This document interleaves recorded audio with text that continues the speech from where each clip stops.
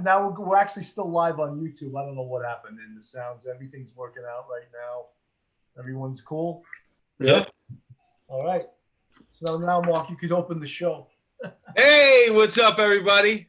Welcome to another episode of Police Off the Cuff. My name is Mark DeMeo. I'm your host. I'm here with my co-host, my partner in all things law enforcement, the very handsome Bill Cannon. What's up, Bill? What's happening, man? You know, it's funny. Mike Sileo, I had spoken to him probably almost like a year ago. Yeah. And we were going to try to bring him into the studio. And for whatever reason, things got screwed up every time we were trying to have him as a guest. And here he is. Yeah, I think the COVID was the big thing. That's what broke, and then I couldn't get into the city or whatever. It shut down. So yeah, it shut us down. That's when we became Zoom masters here. yeah. Not so much why don't we introduce our guest? He's an NYPD aviation retired NYPD aviation detective. He's a Medal of Honor Valor, a Medal of Valor recipient, and he's here with us tonight, all the way from where are you? I'm out in Long Island, East Northport. Oh, East Cupcake. Cupcake, you got it. But I'm a Queens guy at heart. I'm only out here the last 2 years. Give it up for our guest, Mike Sileo, folks. You know something, though, Mark? For him, it doesn't matter where he lives. He can just jump in the copter, and he's in anywhere in 6 minutes. You know? Yeah, that I tell you what, if I had the money to own one, it would be really nice. Be really nice. Well, you know what I always wanted to know about aviation? How the hell did you get into aviation? And B, to that question, were you a pilot before you came on the job? So I'll answer that question. Yes, I wasn't a pilot before I came on a job. So when I was a kid, about 15, I took my first flight in a small airplane, and I was hooked. I wanted to take flying lessons. I discovered girls. You know how that goes. And then at 20, I got on the police department. I took the test. I think I was 17 years old when I took the test, because you could take it at 16 and a half. So I came on a job April 91. I was only 20 years old. I was 2 months after my 20th birthday. And unfortunately, I landed in transit. Transit didn't have helicopters. Yeah, they don't have an aviation. Right, exactly. So I stayed there for like a year and a half. And then I did the lateral transfer. And then I wound up I landed in the 9-4, literally landed in the 9-4 precinct, Greenpoint, nice place to work. And I started doing steady 4 to 12s. When I started doing that, I said, you know what? I'm going to get back into the flying stuff. And then that's when I did it. It started taking pension loans like crazy. And I hit the airport in the morning before work, before the 4 to 12s, and I started training. And I got my pilot's license. So that was probably about 8 years into my career somewhere. And then I applied for aviation in right around 2000. Then 9/11 hit, and then, of course, the job froze for whatever amount of time. And it took me 5 years from the date of application to the date I got picked up to aviation. 3 interviews, 5 years later, I finally got picked up. So it's a good question. You know how we would describe you on our show? What do you mean? We'd say your balls are dipped in butter. Yeah. Exactly. We're like, who did he know? Who heated up that fucking butter cauldron for him, you know? That's right. Because, the reality is, you got to know somebody, though, right? Because you do. Because the truth is like, there's a lot of people, former military. You might even have some people that flew commercial airlines before they got sick with that job and decided to take the PD test. So, yeah, I'm sure there's a lot of people not a lot, but let's say out of the whole, 30,000 cops plus, there's got to be 100 that have a pilot license. Yeah. The candidate pool is rather small. And then, when I got to aviation, there was only maybe 20 pilots and about 15 maintenance or mechanics there. So it was a really small unit. And these guys stuck around for a long time. Guys, those guys are cops too? Yeah, the mechanics are cops. That's the scam. I want that job. Yeah. But except if they fuck up and he crashes, man, that's not. Yeah, those guys were our lifeline, man, and they're awesome. These guys kept those things running 24/7. So they trained you from ground zero to learn how to be a pilot. Well, in some sense, yes, but like the prerequisite for you to get in the unit is to have a commercial pilot license. And you did have that. Okay. Yeah, I had an airplane commercial pilot license. I work, like I said, I did that before the 4 to 12s, and that's a prerequisite. Not saying there's a couple of special cases where guys just got parachuted in there and they had nothing. There's no like chief's son who fucking has a runny nose. Like I said, yeah. And he got kicked out of Midtown North and he winds up in aviation. There's been a few cases of that. Yeah. So Yeah. You mentioned that you took out pension loans and that you would go, learn about flying and learn how to become a pilot. Yes. So how many days a week did you do that? Probably did that about 3 days a week. And then on my RDOs, maybe 1 or 2 days. So yeah, I was hitting it hard for a while, So you say hitting it hard, like, so you get out, you're trying to get your pilot's license, or you got your pilot's license, but now you want to get your miles in. Yeah. So the whole way it works is the first license you get is a private pilot license. Basically, it's just, 50, 60 hours. You go take a check ride or, a test with an examiner, and you're good to go. You take your friends up, you take your family up, you're showing off. Hey, I got a license. But that doesn't, say that, hey, you could get hired to. Wait a minute. Wait. Let's go back a little bit. Sure.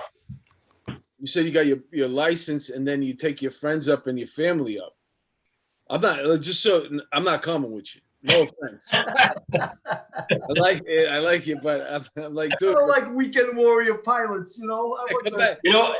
Yeah, you got to get courageous people to get in the well, not in a I helicopter. like the guy with 2,000 combat missions in Iraq. Yeah.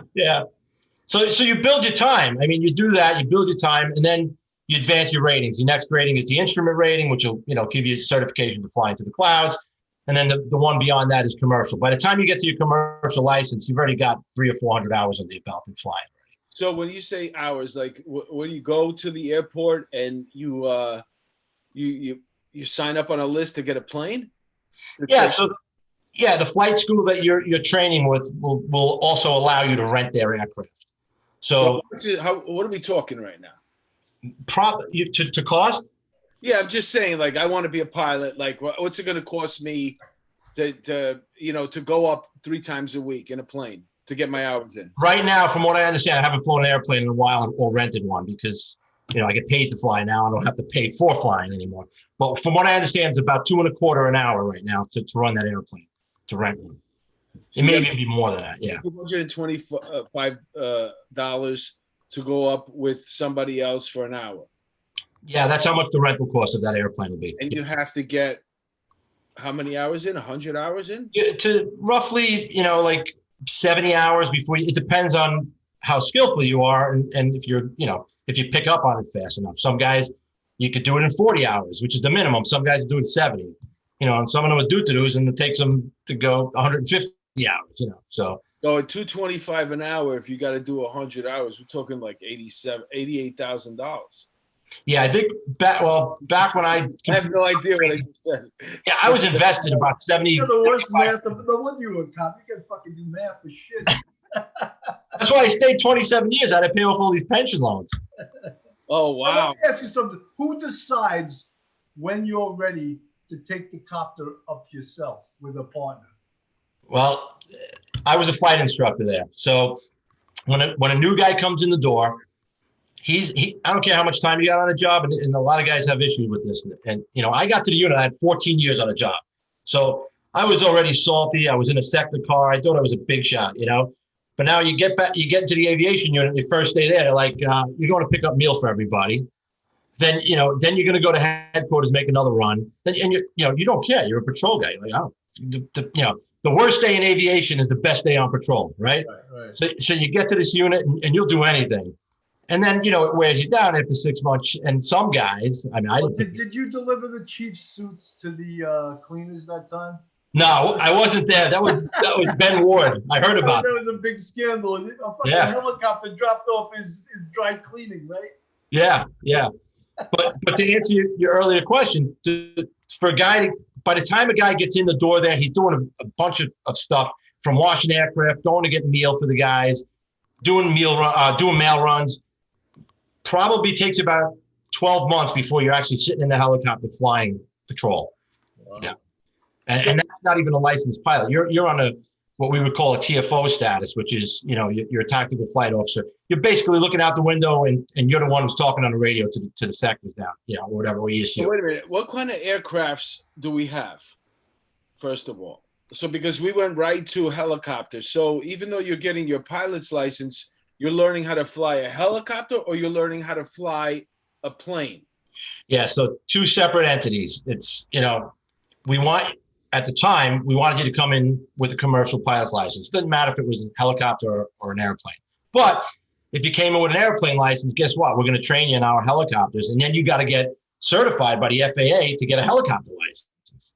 And that takes about 75, maybe 100 hours. It depends how good you are. Because complications in helicopters are different than, it's more complicated to fly a helicopter than to fly an airplane. Let's put it that way. There's a lot going on in a helicopter. So if you get a guy that's coming in there who's flying airplanes and now we're transitioning to helicopters, it's a lot of work. It's a lot of work. Did you do a lot of like perving into the skyscrapers in Manhattan that had some hot women dressed in front of the windows? No, but you know what? We had a fan club. We had a couple of fans along Coney Island by Manhattan Beach area. So they flash you? Oh yeah. Would you take me out on a helicopter? Some of those flashing runs? Yeah, sure. We used to do beach patrols in the summer, and there was this one area in Brighton Beach, and there was this one woman who lived right off of Brighton Beach, and she had a pool in her backyard, and you could see her clearly. We used to fly low along the beach, man, 50, 100 feet. And every day we went by, she gave us a show all the time, But, then we had noise complaints. Why are all the helicopters over here? We had to, tell guys, listen, you got to move on, man. You can't hang out over there, we have a little short, little clip of you. Oh. Let me see if I can pull the damn thing up.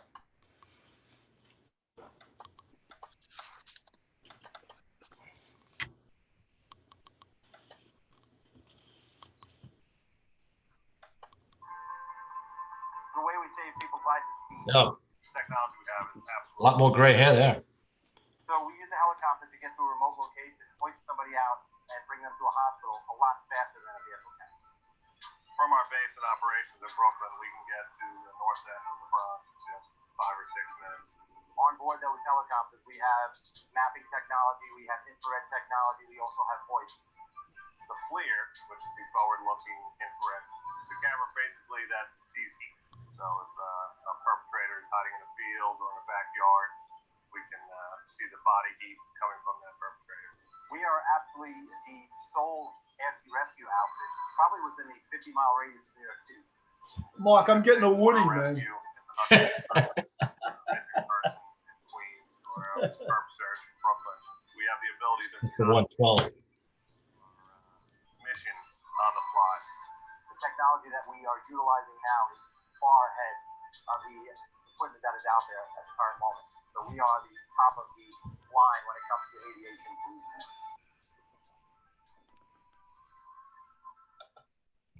That was pretty cool. Yeah, I remember shooting that video. Wow. That was pretty cool. We are the NYPD.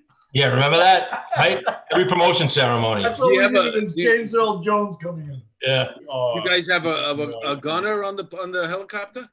So probably in the last 10 years, we started shooting from the helicopter. We started taking the helicopters down to Fort Dix and doing drills and shooting from the helicopter. They were shooting Mini 14s. And then they had a 50 cal actually that we were shooting.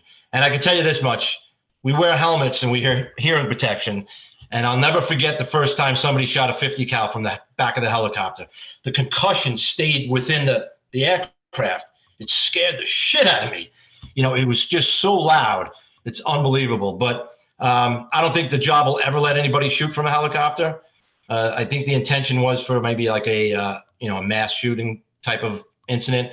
The 50 cal was probably to stop a vehicle or stop something like that. The intentions were to shoot like an engine block, but we know the liability with the job. I don't foresee them ever shooting out of the back of the helicopter. Let me ask you something. With 9/11, were you in aviation during 9/11?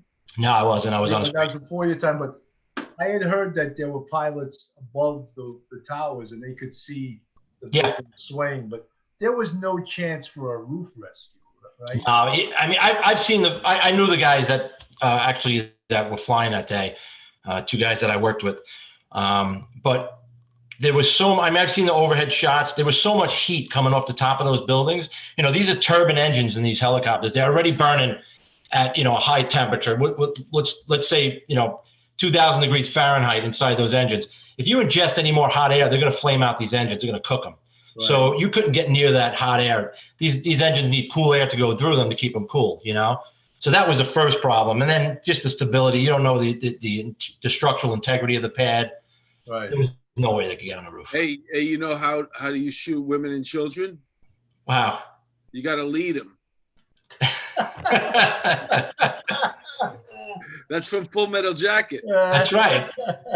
That's right. I thought you wrote a new joke, Mark. That sucked. You stole that joke. That's fun. I was actually being sarcastic about the gunner thing, but it makes sense that you should actually know how to use it. Yeah. God forbid you got to use it. I mean, yeah. You have that equipment. But that infrared thing, when you look at that and you see like a perp running down the street, it almost makes you wish you had a gunner up there, Yeah, well, I tell you what, the infrared was pretty. You couldn't believe what you could see with those things. The problem was, if you went into like a cemetery at night and it was the middle of summer, the tombstones would light up because they would just soak up all that heat, during the day, and especially the granite, and it would absorb that. And then at night it would start cooling off. But you would see, because that's all it does is really it's a temperature differential, between what is actually on the ground and then the person is running a little hotter than what's the ambient temperature. I had a guy once, I don't know if you remember, in Staten Island back around 2007, they had the Ninja burglar. There was they had a big burglary pattern in Staten Island. So we were going over there, directed patrols. It's like 3 o'clock in the morning. We got over there and we got this guy, man. He was wanted for a bunch of burglaries, and we had him in the woods. I had him on the camera. Was he Italian? He might have been. He might have been. Might have been one of my distant cousins. Yeah, he might have been my cousin, right? But yeah, we had this guy in the woods. I had him on infrared. I even had him smoking a cigarette. I could see this. And if you looked with the naked eye, you'd never believe it. So we're trying to walk ESU in and get him in there. But then what happened was he went deeper into the woods where it gets too thick and the camera can't penetrate. So we wound up losing him. But yeah, that infrared is phenomenal. It really is. Did you know Steve Bonanno?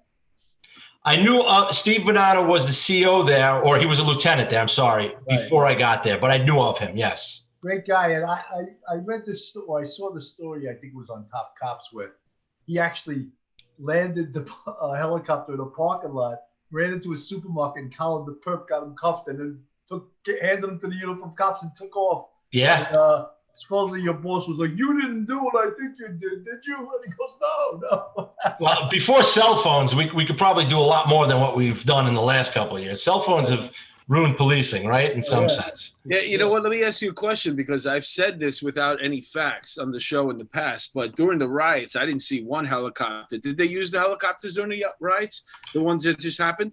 Yeah, they did, actually. And, the nice thing about helicopters is there's a good psychological effect with them too. It'll either agitate people in a riot, or it'll scare the shit out of a perp when you're looking for them, and you kind of push them out like you're pushing deer when you're hunting, So I think sometimes, perhaps maybe with the recent riots, I mean, I wasn't on the job for them, but I did know a couple of friends that were flying them. Maybe they didn't want to use them for a reason, though. They maybe had them standing off a little bit because just the rotor noise would agitate them, Well, they were agitated enough without the helicopter. Yeah, I mean, yeah, of course. They didn't use the horses either, Yeah, that's right. That's right. So I heard the horses were pissed, Yeah. That day. I used to love when Mounted came in and just, they start putting it. And Mike, what they also could have used, and I know I noticed on your LinkedIn, you're a drone pilot too. Yes. Drones could have been very effective in those riots too. Probably. How did pallets of bricks get delivered? A drone could have watched. Yeah. Well, I tell you what, with the helicopters and the technology they got now, they could stand off a mile from where they need to be, put the camera on it, just stay in a hover and watch everything that's going on. So to serve the purpose of a drone, but now you got people relaying that information down. Rather than a drone, you got to look at something and then relay it to somebody else, you know? So it makes more sense. I know the fire department has now evolved into drones because they couldn't get their own helicopter. So they did the second best thing and bought a drone or a couple of drones. May serve them well for their purpose, but I think policing with drones for a large city like us. The fire department drones spend all day working out and eating. Yeah. Yeah. So how did you They're real muscular drones. Yeah. How did you practice using the drone? Did you go to a beach and annoy the shit out of everybody like the guy when I was in Aruba just did? No, you know what's funny? If you want to become a drone pilot and you're the average guy like yourself, you go and take a test and then you got to, learn a little bit about drones. The nice thing about it is if you're already a pilot, you go online and you take this 20, whatever it is, 2-hour course, and now you're a drone pilot. So my answer to you is I've never flown one ever. So, but because they have this, licensing that they allow, a pilot already just kind of get grandfathered and say, hey, you're a drone pilot now. So I've been blessed as a drone pilot. In some sense. They're very, like I taped the commercial and we used the drone to tape the pool scene from it. Yeah. And it came out really cool. The commercial was a big hit. Did you fly it? No. I was one of the actors in the commercial. Oh, okay. So yeah, it was a porn movie. They needed a drone to fly over the bed. The hover over the bed.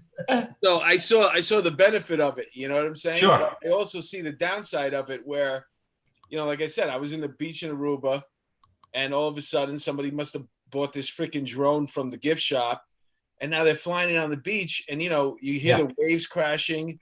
You're soaking up the sun. You could hear they always play that, the reggae in the background. I love Aruba. It's my favorite place. And in the middle of all this, all you hear is wee, wee. Yeah. I wanted to punch this freaking dude right in his face. Yeah. So bad. But, Mark, how they use them in California? I don't know if you've been to California, but the Pacific is rough as hell. And some of these lifeguards are making 10, 15 saves a day. The water gets so rough. So they're using drones to fly out and drop life preservers to people that are drowning. Oh, that makes a lot of sense. I think it's smart because, you're risking the lifeguard. Just fly the drone, drop the damn life preserver, and hopefully they'll be able to get in themselves. Listen, I'm not a fucking genius, but I'm thinking to myself, why not give the guy a life preserver before he goes out to swim? That makes a lot more sense, right? Yeah.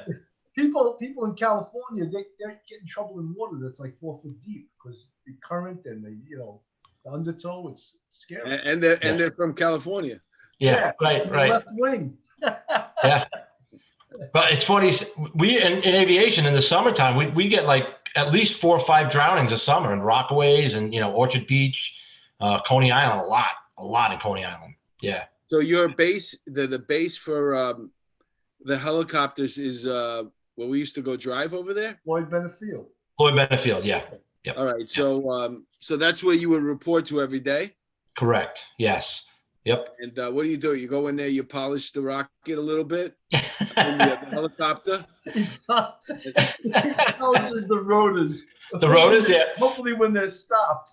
No, it would be like a precinct. You come to work for your tour, you get in uniform, you go up, you do, they do a roll call, they give you the assignments. Most of the time that, obviously there's 3 different crews. There's a patrol crew, there's an air sea rescue crew, and then right before I left, we had some new aircraft designated as quick response force. And that would be like for, any type of rescue, land rescue based or some sort of like mass shooter. How many helicopters are you putting out a tour? Well, you could put out 7. We have 7 in the fleet. 6 of those, one of those is actually a training helicopter, but you could still send it out. It doesn't have any mission equipment on it or anything like that, But yeah, you could launch 7 helicopters. And in fact, on big events like New Year's Eve, we'd have all 7 aircraft up. Like 4th of July, everybody's up. Depends, big event. West Indian Day Parade, we're rocking and rolling West Indian Day Parade. One aircraft comes back, it's face-to-face relief. So literally, you're coming back up to Eastern Parkway, you see the other helicopter and you take off. What are you actually doing in the West Indian Day Parade? Just monitoring the crowd and lighting? Monitoring the crowd, yeah. Yep. Are you recording? Yes, a lot of recording. A lot of the new technology now is all camera related, high definition video. You know, Is you it can pick out somebody people. there who's in charge of the recording, or that's just something that runs all the time? So it depends. So we'd have what they call like a downlink, and they have this console, and this console would be down at the THV. THV would be able to see what we're seeing in real time from our cameras. So if they wanted to direct us somewhere else and say, hey, can you put the camera on, you know, I don't know, Kingston and Troop or something like that, we'd be able to put the camera there and they could see something. If they have somebody there that's starting up some shit, we could pick them out and they could go in there and pluck them out. You know what I mean? But yeah, we can record, and there are times when we don't want to record. When the collar's being made, sometimes the camera gimbal goes off. You know, it depends. You know, we don't want to record too much. How many people are actually in the helicopter? Just the pilot? There's Or- 2 pilots so in the patrol helicopter, we go out with 2 pilots. There's one guy flying, there's one guy not flying. They both can fly because there's both controls at both both pilot stations. Can you always fly? I did a lot of. I'm just saying, if it's me and you could always fly. It's okay. Oh yeah, I mean, yeah. Everybody wants to fly. That's the whole gig. Because if you're flying, it's the easy part. The hard part is looking out the window, relaying down to the guys what's going on, switching the division radios. You're like the recorder. You know, yeah. But you're doing a lot more than a recorder does, man. Because you're really rocking and rolling, especially if you're bouncing through. For instance, I had a motorcycle pursuit once. It started on the Bell Parkway, probably in the 6-0. And they closed down the Bell Parkway. This guy was moving, man. This highway sergeant, lieutenant he was wearing a white shirt, so he was a lieutenant.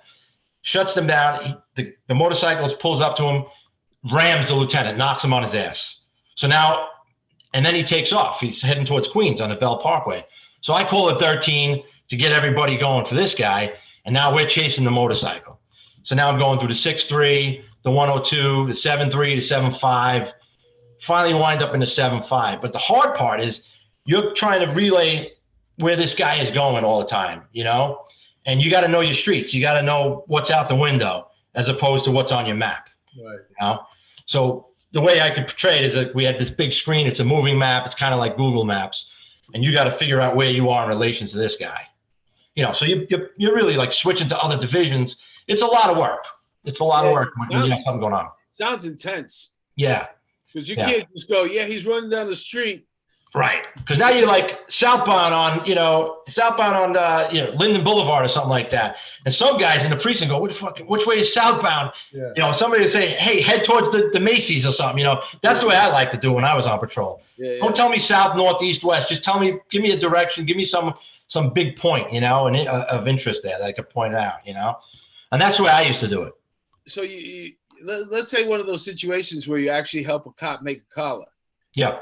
Like, do you ever come down? Hey, man, give him a high five. No, but you know what? You sometimes do a victory, pass. You get down really low and just do a victory pass.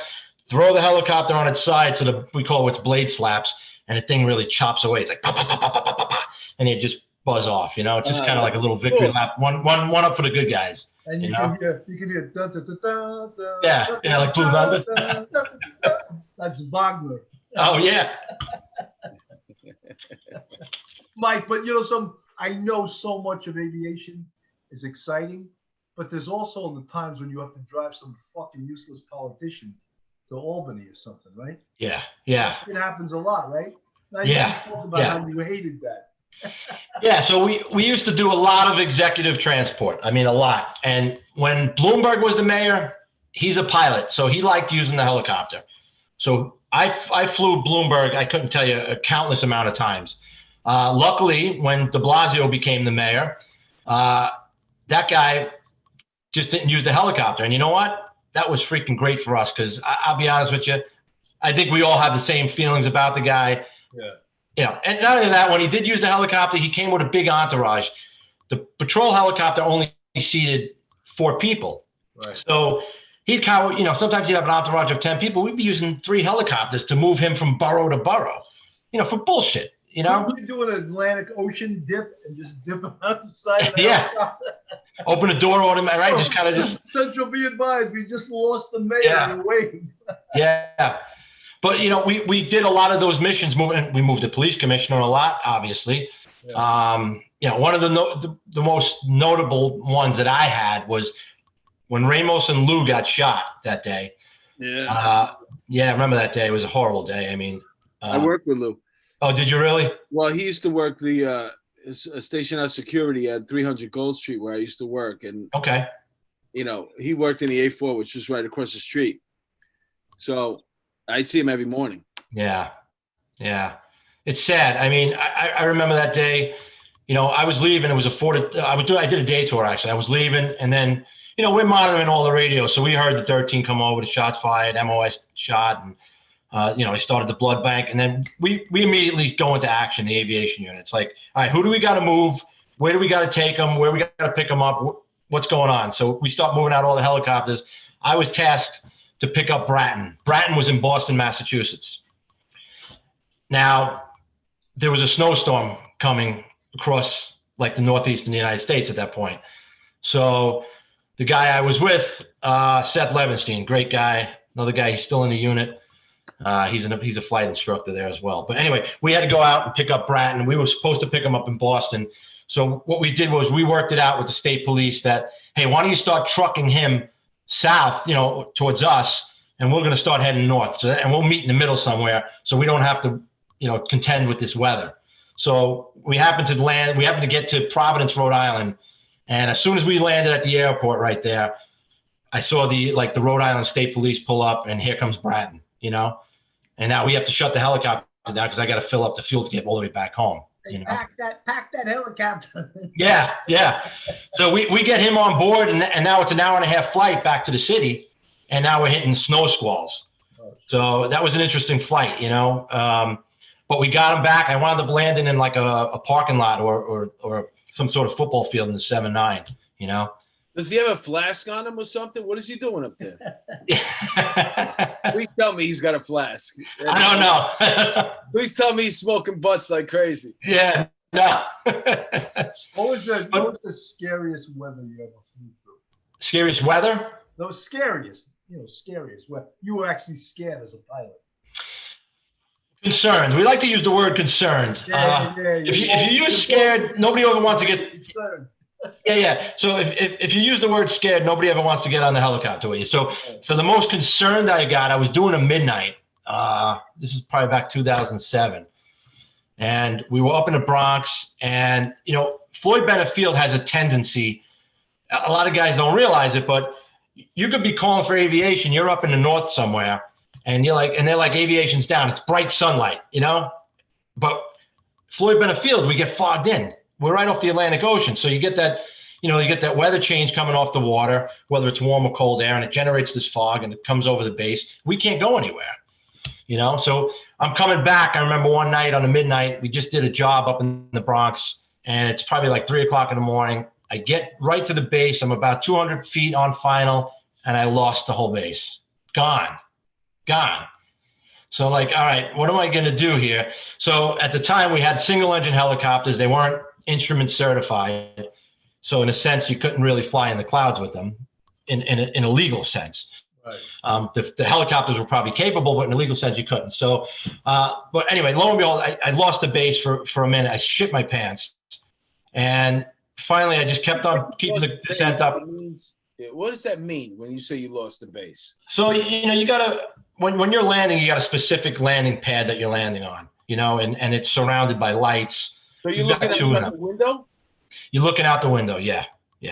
So this, we were flying all out. Most of our flying, 99% of our flying is out the window, right? So, sort of say, because we're flying on visual flight rules. We're looking out. But, I was on short final, and the fog just came in really fast, kind of obscured my field of vision. And I just kept the descent going for a little bit, and then I picked up the lights again, and I got us on the ground. Otherwise, I would have had to take off. It's, dark of night, in the middle of the night. Now you're in the clouds. Now you got to talk to air traffic control, get a flight clearance, get into there's a lot involved. And if you're not prepared to go into clouds at that moment, you don't have a flight plan on file or something like that, that's when things go wrong really fast. But that's kind of what happened to the Kobe Bryant guy, Oh, so yeah. You know what? I was going to ask you about that because, helicopters, they're used a lot.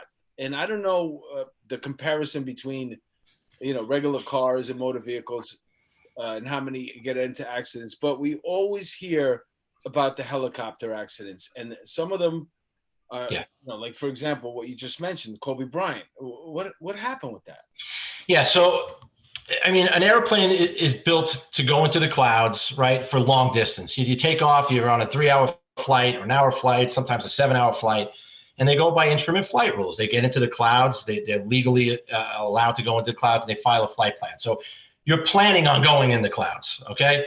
Helicopters, in the sense, are built for short commutes, maybe a 5-minute or 10-minute flight. So it's really time consuming if you're going to go into the clouds, the whole process of doing it. It's not that it's uncommon, but it's just a lot of these people that use helicopters these days, very wealthy individuals, their time is money. So they don't want to go into the clouds. They want to just stay visual and get to someplace really fast. So the reason why you hear a lot about these helicopters doing that is not that there's a fault with the helicopters. The helicopters are fully certified to fly in the clouds. It's the pilot made a decision. I'm going to fly visual, and he may have got himself into the clouds inadvertently, and he wasn't prepared to do so. Because if you're, quite honestly, you file a flight plan in a helicopter, you go up into the clouds, you're prepared to go in it, and then you terminate that flight in an airport that has instrument, capabilities, instrument facilities to land the helicopter. So what happens is guys aren't ready for it. You get in the clouds, things get ugly really fast, and you're basically turning the helicopter upside down because you have no reference. You have no spatiality, Yeah. Well, in another way, JFK Jr., he wasn't instrument certified, and he lost his horizon, and that's why. That's correct. Yeah. Yeah, that's exactly right. So the only way I can describe it to some people is to say, hey, I'm going to walk you into a room. I'm going to say, you see the door on the other side? I want you to go to that other door, and you see it, right?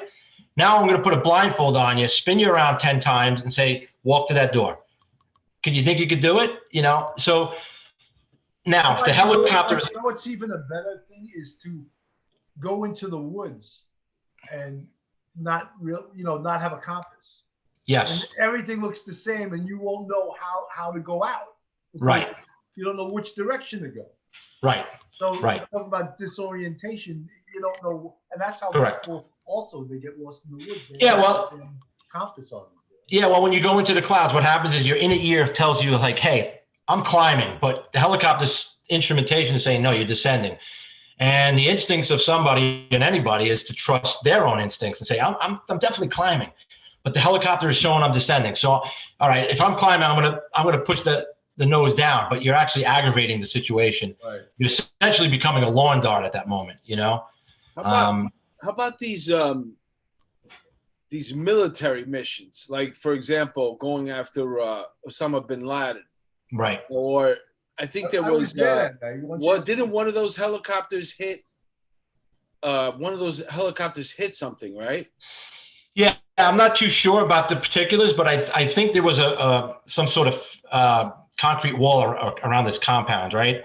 And I think one of the helicopters may have on their approach into that compound hit the tail. I think that's what happened. I can't speak to it. I'm not too sure, but I could tell you this much. I've flown on night vision goggles, and if you don't have a lot of training with night vision goggles, your field of view goes from 100. I think the average person is about 110 degrees. Now, when you got night vision goggles, you're down to 40 degrees. So you can't use your peripheral vision. You got to constantly scan back and forth with these night vision goggles. That was my point. It was like how hard this thing is that people who train in that capacity and do that mission over and over and over and over and over again. Yep. And they still, when it comes down to the mission, it's just like running a football play. Yep. You know what I'm saying? That's right. The defender's there. You know, you could run it over and over and over again. These guys are perfectionists. They could do that mission 99 out of 100 times without even thinking about it now. Yeah. But on that particular night, I mean, they made it. Obviously, they completed their mission. It was a successful mission, yeah. But they lost the helicopter. But there's a lot of incidents like that. Even the one that they made the movie on. Didn't that helicopter go down there? Well, that was what, Black Hawk Down you're talking about? Yeah, I think they got shot down, though, those guys. And they were just like in the middle of a war zone there, and they got plucked out, But, helicopters are built, for, like I said, for short missions. So they're not meant for long, hauls. Let's put it that way. So a lot of things can go wrong. There's a lot of moving parts on a helicopter. You're a tourist. You're coming to New York City. Would you take a helicopter tour? All right. Well, I flew those helicopters. Knowing what you know. So yeah, when I first got into aviation, I did a little side work flying for tour helicopters.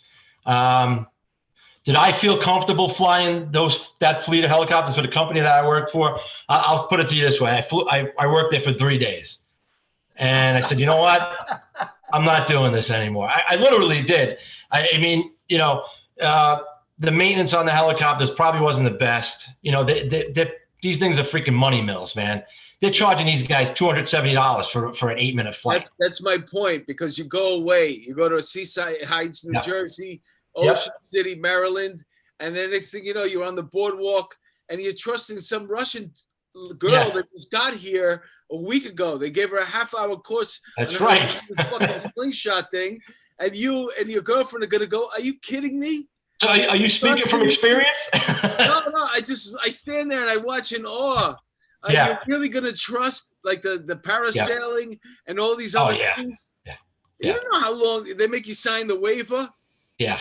You know what I'm saying? And that's the same way I feel about like just getting on a fucking a helicopter ride to the city. I'm like, wow, you know what? I don't know.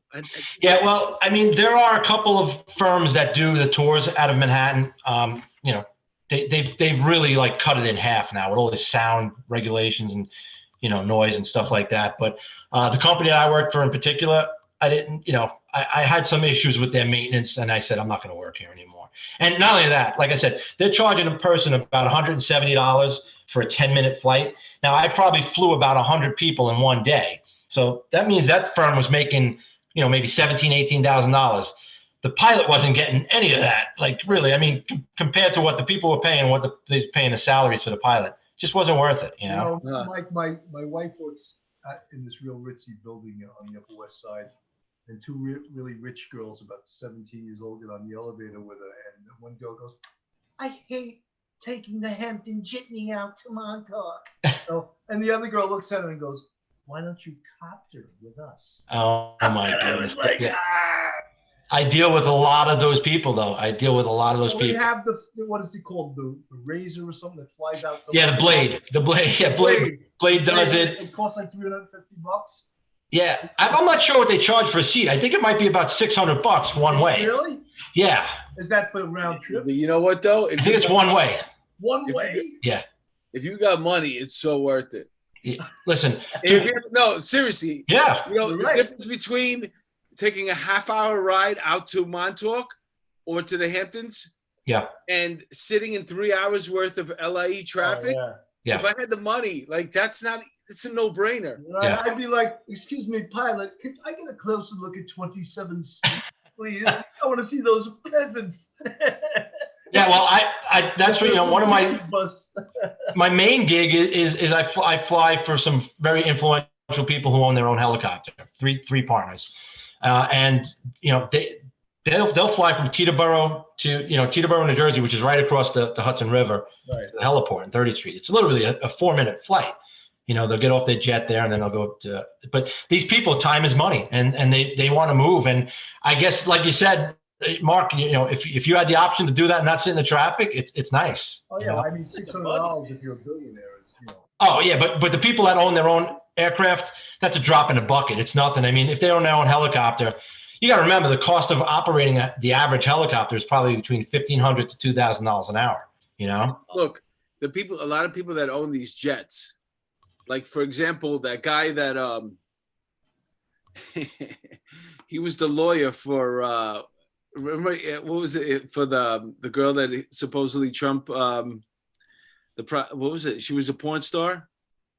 Avenatti was his name. Oh, Avenatti. He owned a jet. Lawyer, right? No. He was. What happens is you can buy in. So it's like 10 of us own this jet. Yes. And what happens is there's a schedule, whatever, and it goes around. But because he wanted to sit down, I always say this. He wanted to sit down and play poker with the big boys. Yeah. And then he went all in on the first round. That's right. They destroyed him. They destroyed this guy's life. They took away that jet. And the problem was that 9 other people owned this jet. So they had to go to court and fight and say, not only did he didn't own part of the jet, but he was behind on the payments before they kicked him out. Yes. Yeah. And they still took it away, the government. Yeah, because they have a fractional ownership. A lot of people do that. Yeah. But he was already done with his lease, and he owed money from the past lease. It's incredible. I did security in 1986 for Arnold Schwarzenegger, and he owned his own 747. Oh, really? Yeah, flying out of Teterboro. Amazing. When he was flying back to California, I said, Arnold, can I check out your jet? He goes, yeah, come on board. Oh, really? It only had 4 seats, like huge, like leather dental seats. You know? Yeah. Way back and stuff. And I was like, yeah, that's nice. And you can take off, whatever you want, as long as the airport that's receiving you is open. Yeah, that's correct. Yeah, well, these guys save time. I mean, think about it. You go to an airport, if your flight's at 7 o'clock, you're getting to the airport by 5, right? Because you got to go through TSA, you got to drop your bags. These guys, if they want to leave at 7, they arrive at the jet. Most of the times, I'll take them right to the jet, like to the walkway. They'll walk 5 feet to the so 6:55 for a 7 o'clock flight. Right. Yeah, that's how it works. It's lifestyles of the rich and famous. Even first class is so ghetto. Oh yeah, I know. They give you a cookie. I flew first class for the first time. My wife and I, back in 2014, we went to Dominican Republic. We got, I don't know how, whatever we landed in. We wound up getting a seat in first class. We were the only people in first class. So I'm thinking I'm a big shot. I'm thinking this is going to be great, man. I get a hot cookie, right? I think it was a cup of tea and a hot towel, but a bigger seat, which was really nice, Yeah. When I flew to Edinburgh, I don't know how my wife did it. She got us in first class. Yeah. And the seat was amazing. I got fucking hammered on California Cabernet. And I was like, this is pretty good, Yeah. I passed out and I woke up in Edinburgh. But that was after like 6 or 7 glasses of really good Cabernet from California, Napa Valley Cabernet. But you get spoiled. Once you fly first class, you can't go back into cattle class anymore, my wife's boss. You feel like a freaking stowaway. When I got on the plane, I go to the left.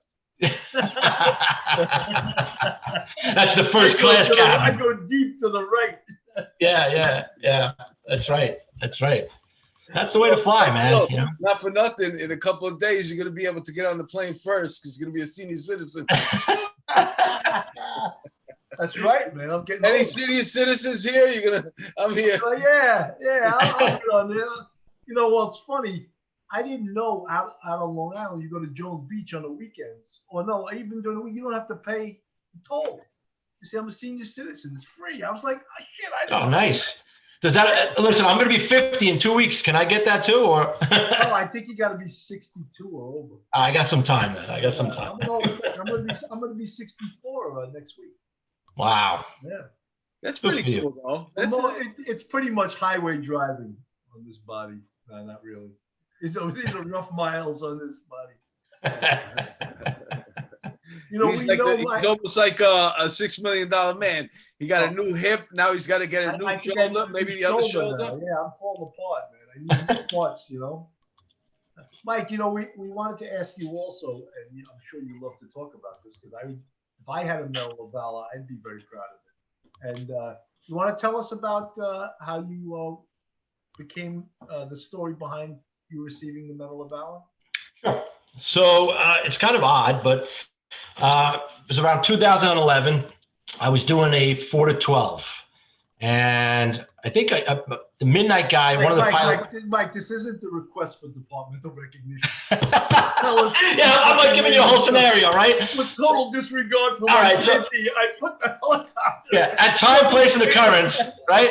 At TPO. Yeah, no, so at TPO, my partner and I were, isn't it amazing? Adam Boy, Charlie. Yeah. Every cop you talk to, like they give you the synopsis the same way. Oh man, it's unbelievable. Like, or else, if they're a boss, they give you the Comstat version. Oh yeah, right. So so in 2011, the reason why I'm telling you the backstory is it's funny because I wasn't supposed to be at work. So I was doing a 4 to 12. One of the midnight pilots bangs in, and they said, "Hey, Mike, we need coverage. You want to stay?" and do a double? I said, yeah, all right, no problem. I'll do it. And it was overtime, cash overtime. Never turned that down, right? So anyway, and the unit was down. We were down because the weather was so bad. We'll go down when the winds go in excess of like 30 knots. And I think that night it was blowing 45 knots. Any further, like when you guys go down, they make you go out and write parking summonses and stuff? No, thank God. Thank God. Yeah.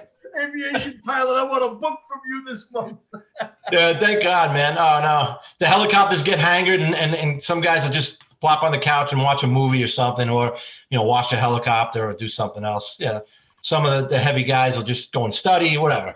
But anyway, I was doing a 4 to 12. The midnight guy bangs in, and so I'm staying. I'm doing a midnight now. And we get a call around 2 o'clock in the morning from New York State Police saying that 2 West Point cadets went missing, and they don't know where they are. They've been missing since, I think it was 4 o'clock in the afternoon that day. Now, this is 2 o'clock in the morning. It's 10 hours, 12 hours later or whatever. And but they think they found them. They think they know where they are. They're on this this mountain called Storm King Mountain. They can't get to them. They can't get to them by foot or by any type of vehicle. State police has them supposedly. So they asked us, they said, hey, can you guys go up there and maybe try to attempt to pull these guys off the mountain? So now we're going up there. It's, we have to weigh out the options here. It's 45 knots, which is about 50-mile-an-hour winds. It's dark as shit. So that means we're wearing our night vision goggles. And it's going to take us a while to get up there because the winds are blowing out of the north. We're heading north. So, our ground speed is reduced by whatever the wind speed is. So it's going to take us a long time to get up there. So we had a big powwow. The CO was in at the time, Jimmy Cohn. I don't know if you're familiar with him, but he was our CO at the time. And he said, hey, you guys want to pull this off? And we all, the whole crew said, yeah, let's do this. Let's go give it a shot. So normally the Air Sea Rescue asset would carry 2 scuba divers. And for some reason that night they opted to take 2 ESU guys. So we took two ESU guys up there, and off we went. We had the night vision goggles on, and we're trucking up there. Were they wearing the ESU racks or no? No. They left we had 2 that night? Yeah. So it took us a while. So we got up, we started trucking up there. It took us about probably an hour to get up there. And funny, this is 2011. We had state police. They were hovering. They said, hey, we got them. They had their spotlight, which we call the night sun, on them. And I said, hey, listen, we can't really see them too well. So they said, well, they got cell phones. Now, this is 2011, where your average cell phone screen isn't like what it is now. Right. We're talking flip phones, So, and we're at, 1,500 feet. So to see somebody was really tough. But we found them. We picked them out, and boom, there they were. Now, it's also February. It's ice cold. These guys are probably on the verge of getting hypothermia. So it was pretty cold. And now we're going to attempt to go and try to pluck them off, because state police didn't have the equipment or the personnel to do it. And the Army at the time, I think, didn't have it either. So we were the only guys that could potentially do this, to get these guys off the mountain. How about the Coast Guard? Don't they have cops? Well, Coast Guard would deal with water operations, and the closest asset would probably be in Atlantic City. So that would take them about 2.5 hours to get up. And, those guys, they're excellent by all means, but when they conduct a rescue operation, they kind of have like a 45-minute powwow before and a brief. These guys were supposedly on the verge of getting hypothermia, so time was of essence. Right. So when we got there, like I said, we were under night vision goggles. I was fairly new to them at that point. I wasn't flying the helicopter. I was the co-pilot. So the guy that I was flying with, Steve Browning, he was an Army aviator, and he had a lot of experience with night vision goggles. And the way it was set up was these 2 guys were on the edge of a mountain, and it was kind of like an outcropping.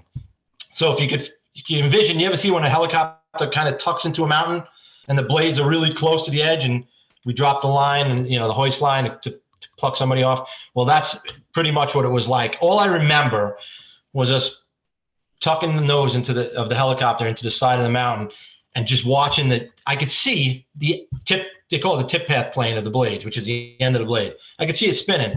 And all I kept on saying was, You're good. Hold it there. You're good. Hold it here. Keep it there. Left, come like, whatever. While the crew chief was giving his directions of where he needed the helicopter as well.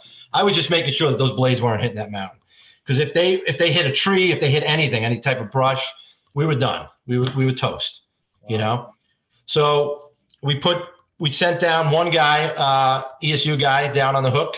He went down on the hoist, plucked one guy up. We brought him up. At that point, we had to leave the other guy on the mountain. We actually brought him up alone. We left the ESU guy on the mountain to stay with the other guy because we were low on fuel. We couldn't perform another hoist at that point because we were really low on fuel. So we had to bring him back, drop him off, get him some sort of medical aid, fuel up, come back, and then pick up the second two, which was our ESU guy. Did you go to the Exxon station on route? Yeah, yeah. We have the good thing was we had Stewart Airport right there, so we had the New York State Police, which had fuel. They said you gotta give them an NYPD credit card. Yeah, they probably bill us, right? So how much fuel do they take? Like, how far can you go on a full tank? Well, the problem is, if you could, an average, if you filled up a tank on most helicopters, you could probably do the average 2.5, 2 hours. But every time you put a passenger on, you got to take that much fuel away because the helicopter can only lift a certain amount of weight.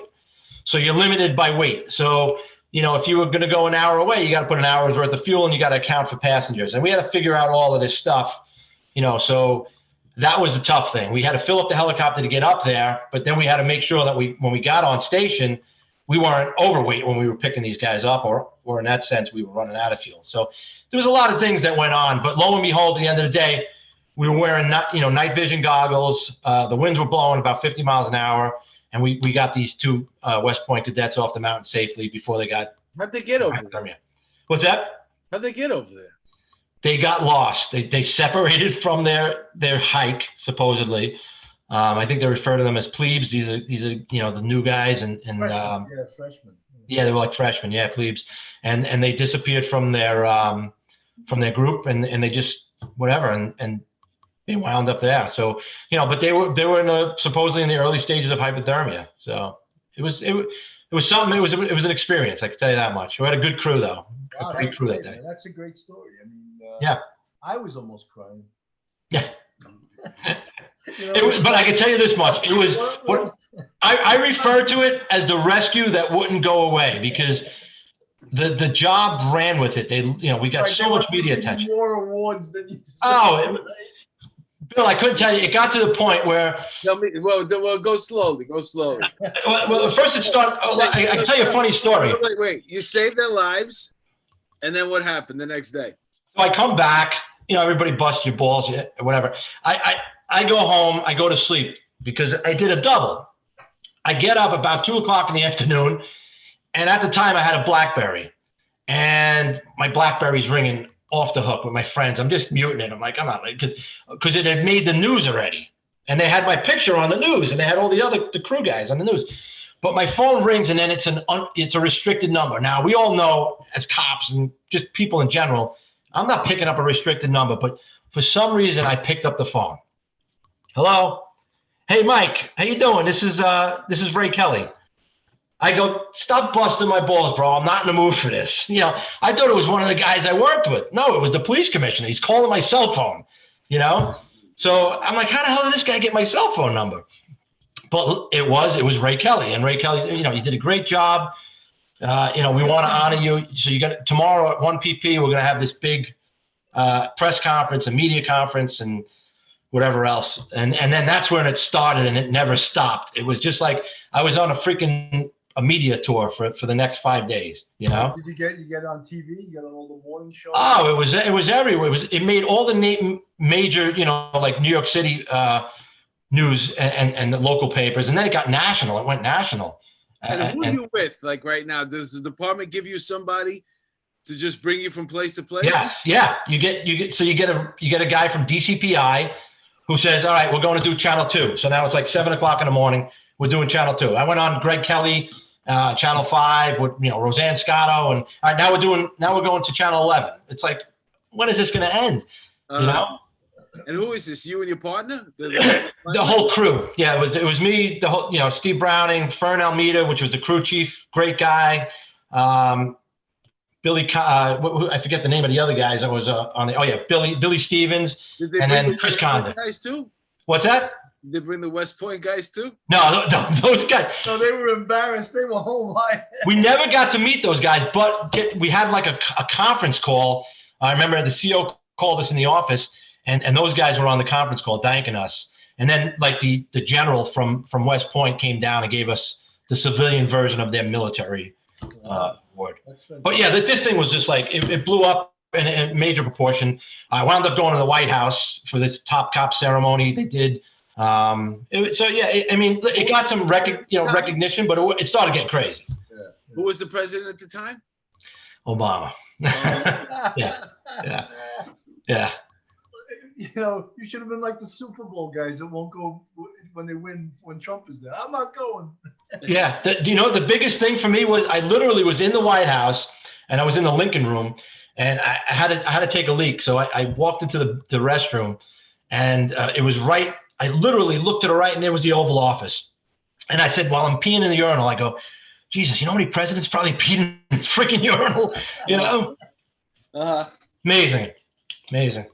That's great, man. So now what that's you do amazing. is you're just flying for 3 rich guys? Yeah, so I've been flying for them for 10 years. 3 rich, very wealthy, influential people in the New York metropolitan area. Epstein? What? You fly Epstein to his island? No. He may be still alive, though. There's some conspiracy theories that he's alive, right? How much do you think those pilots get paid? I don't know, man, but I could tell you this much. That guy, I remember his helicopter. I remember where it was hangared, and I used to see it flying all the time. I never flew him though.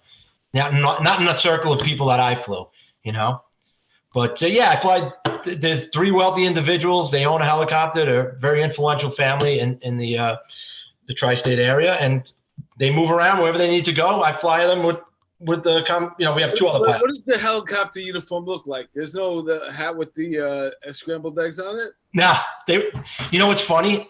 If you would wear your average uniform and you went to headquarters, so our collar brass had they look like inspector wings, they're wings. Yeah, like the aviation wings. Yeah, the aviation wings, but you'd have 1 above your shield, but you'd have 2 on your collar brass. So if you had your jacket on and they see the collar brass, I would go to detail sometimes and you'd have these young rookies saluting you. And you go, what are you saluting me for? And they'd call your boss. You go, no, I'm not an inspector, man. I'm in aviation. You ever get your car towed at 1 PP? What's that? You ever get your car towed? You want to laugh? I did. I ran 2 blocks and chased the tow truck. Yeah. Yeah, I did. They had no respect for guys from the field, A marked RP, I got towed. Your car there, Sarge. I was like, fuck you. Yeah, but I got towed with a marked RP. Yeah. And then Crazy. there was this little old-time weasel. He had 40 years right in Summers at 1 PP. I parked somewhere and I see him looking sideways. Yeah. I knew that little fuck was going to write me a Summers, but it wasn't my car. It was the police department's car. Right. So but it was an unmarked car, right? That little weasel rode it quick. I come out and I'm like, that little fuck. No, I had to have a whole this girl that worked at 1 PP headquarters give me a whole spiel about you can't park it. They towed a marked RMP. Fucking marked RMP. No, I had these 2 sergeants from headquarters doing this to me. I go, don't you even fucking think about pointing your finger at me, you little empty suit. They were like, yeah. I had to go up to see the chief of patrol to get my plaque back because they took the plaque and towed the car, Yeah. It's crazy, man. Headquarters security guys, you're cannon. Oh, those guys were unbelievable. Yes. You're in trouble. Unbelievable, right? Yeah. But yeah, Mark. You're a pilot. And they towed your car. Well, we used to wear a flight suit. So they wear this flight suit. It's made out of Nomex. It's a flame retardant suit. So if there's a fire, your chance of survivability or getting burned. You're not supposed to use that word anymore, by the way. Listen, I'm not politically correct. Which one? Retarded. Oh, That's right. I don't care what the suit is, but you know, Retardant, right? Right, retardant. So we wear these flight suits, and sometimes, you know, we would have to go to 1PP. And I remember I get in the elevator with, you know, you're with these heavy hitters, you know, these squad guys. And I remember this one guy standing next to me. First of all, you get, hey, did you land on the roof? You know, if I had $1 for every time somebody said, did I land on the roof, I'd be a fucking millionaire. But, you know, I get this one guy and he looks over, man. He's like, hey, nice onesie. You know, because it's like a jumpsuit, you know? And then I thought about it for a moment. I go, man, these things do look horrible. But, you know, but we wore these flight suits. Cool, man. They're cool. Like you should have said, nice coaster mark from the Chiefs fucking coffee cup on the top of your head. Yeah, right. Exactly. No, listen, they're cool, man. Listen, they're just jealous. Yeah, that's it. That's it. It's way cooler than, you know, like, okay, I get it if you wear those pants, if you're actually on the motorcycle. Right. The guy's getting out of the highway car, you know, RMPs, and you got the big baggy pants. It's like, really? Yeah. You don't need that. I know. You're not on the motorcycle. Right. On the horse. You can wear regular pants. Yeah, I think the best looking units in the police department were always mounted, you know, aviation, highway. Sometimes they were pretty impressive with some of their motorcades that they pull off too. You know, when they do like the POTUS runs, I'm pretty amazed. We used to watch them from above, and those guys are pretty talented, man. The way they cut off exits, yeah, they work. You know, listen, they're pros. Those guys are good. Yeah.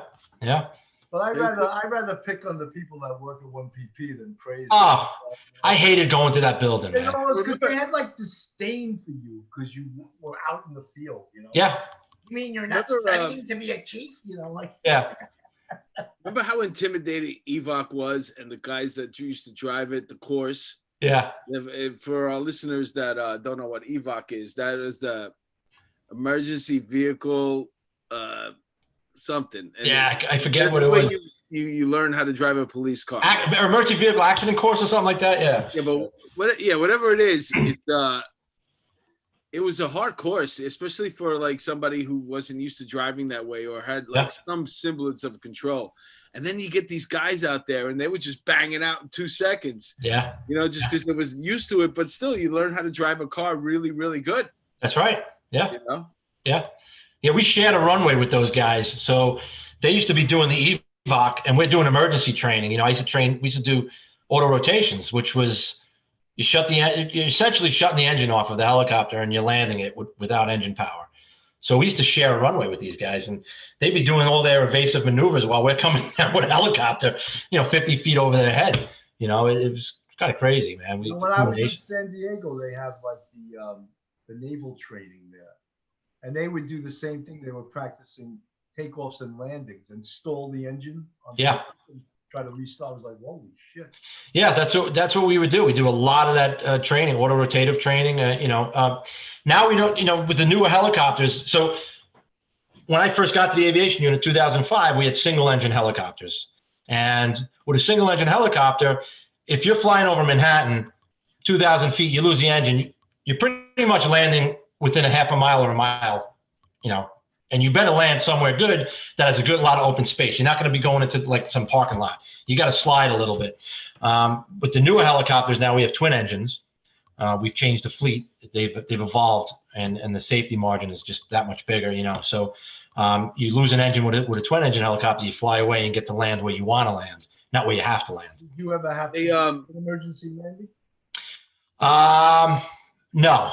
I've gotten emergencies in flight, which was, rectified in flight, which could have warranted maybe potentially a emergency landing. But no, I never had an engine failure. Hey, how about the people that run out of the helicopter when it lands, and they're nowhere near that thing in the air, but yet they're covering themselves up and they're getting really low. How stupid do they look? Mark, you'll do the same exact fucking thing. That's just everybody for some reason. I guess they watch a lot of movies.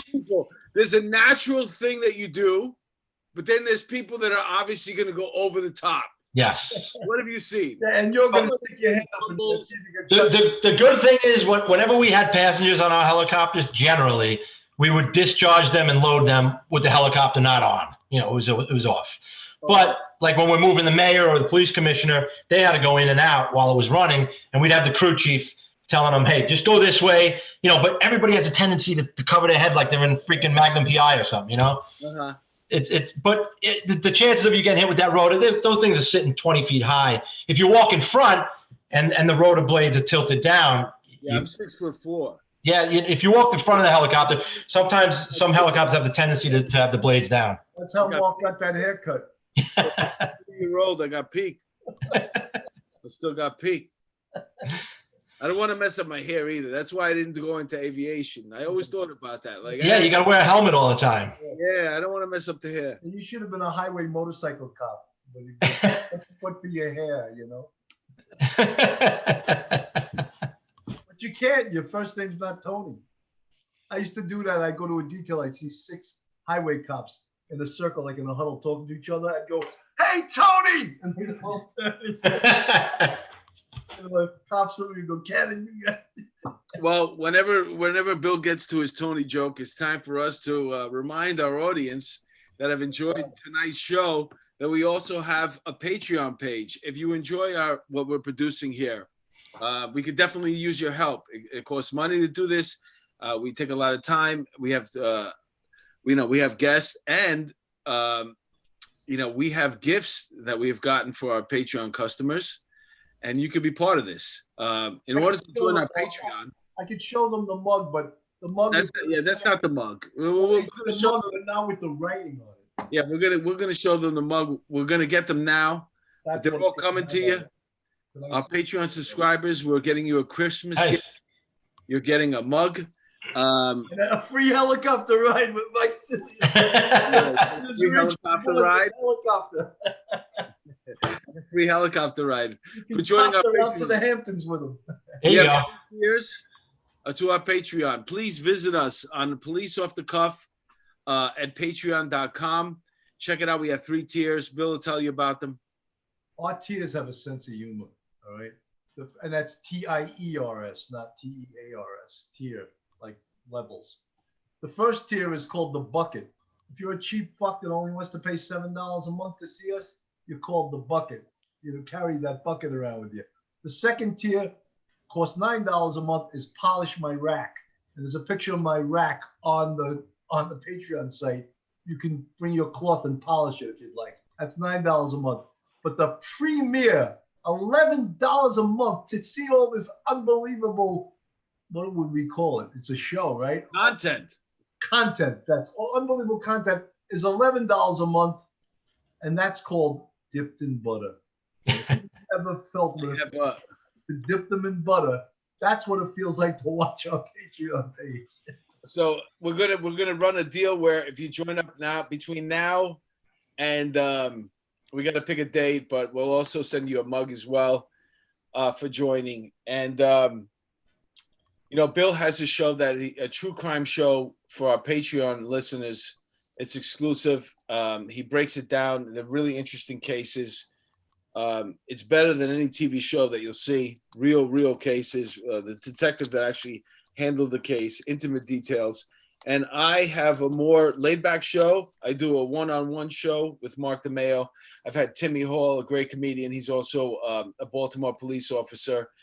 I had Vicky Cooperman. She's a victim of a crime, a robbery, but she's an incredible comedian. She tells us about her ordeal. Andrew Singer, he was a Passaic County sheriff. He had to retire from the job because his son got sick. Really interesting stories. I do like a little bit more, heartfelt stuff. And I got a guest coming on for the holidays. He's